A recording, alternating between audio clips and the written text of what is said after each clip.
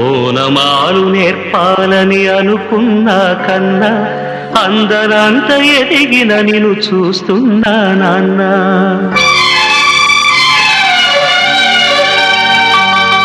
ఓనమాలు నేర్పాలని అనుకున్నా కన్నా అందనంత ఎదిగిన నిన్ను చూస్తున్నా నాన్న.